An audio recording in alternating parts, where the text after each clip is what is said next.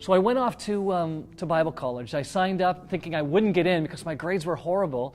Then I get an acceptance letter, which either they were trying to meet an enrollment quota or, or by the grace of God, I got in. So here I am. I'm accepted. I move in. I'm living on the dorms. I'm in the classroom. I'm in theology class. And all I'm thinking is, I want to get out there. I want to get out there. So in between classes, at noon hour after school, I would hop on my 10-speed. I would go downtown and I would just look for needs to fill. It was the craziest thing. And then I one day stumbled across this drop-in center. So I went in there and started having coffee with these people. And one day I noticed all these kids coming in after school. They didn't have any kids programs there at this place. And it wasn't a place that was really a great environment for kids. And so I went up to the organizer of the drop-in center. I said, hey, I'm from the Bible college. I don't have a lot of skills, but if you want me to, I could organize some games in the back room there at the back of the auditorium, and maybe we could give some stuff for the kids to do. So I started doing that, and I loved it.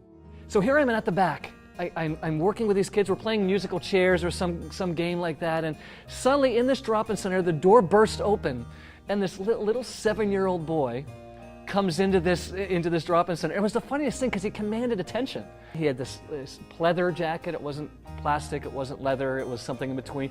Scuffs on his elbows, his shoes, they had those high-top shoes with the tongue hanging out, his laces everywhere, jeans with rips in them, and his hair was jet black and all disheveled, dirt on his face, but he had this scowl on his face that just reminded you, and this boy meant business. So I immediately went over to him and I said, hi, my name's Todd.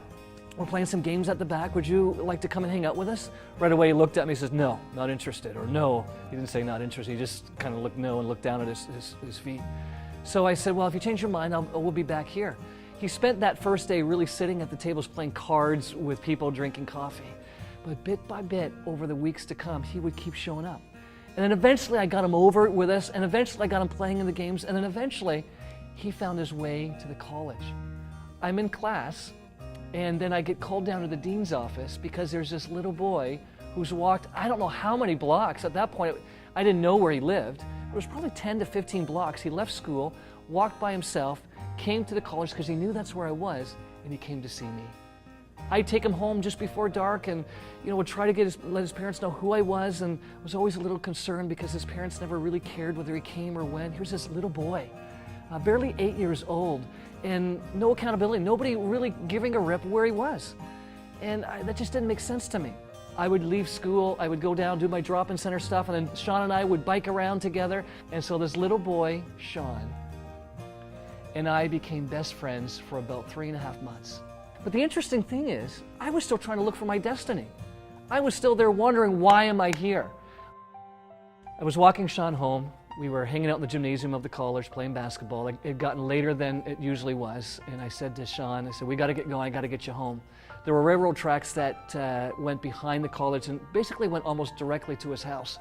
And we would typically take that way home. And as we began to walk, I was lost in my own self-pity. I'm staring up at the stars saying, God, why did you bring me here? It cost all this money. I'm doing terrible in school. This is not what I want to do with my life. And Shawn had made his way quite a distance up in the tracks, and here I'm feeling sorry for myself. I'm moping. He's balancing on the railroad tracks, hoping I would catch up to him. I can remember saying, God, in my mind, I don't know why I'm here. What is this all about? And I swear to you, at that moment, Shawn had made his way back to me without me knowing because I was so self-absorbed.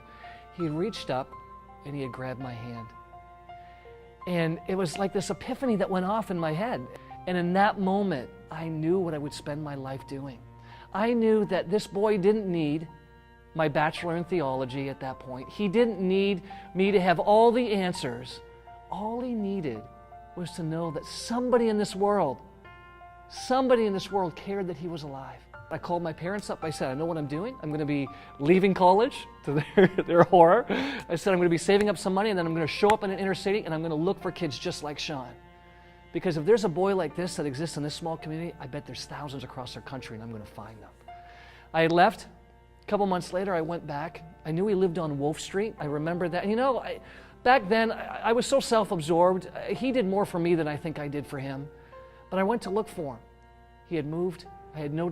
Nobody knew where he went.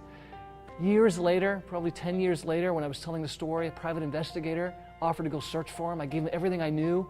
He couldn't find him. To this day, I don't know where Shawn is at. And part of me is afraid because I'm wondering if I see him, maybe I didn't do enough. Maybe he wouldn't even remember me. But part of me wants to find him so I can let him know how he changed my life.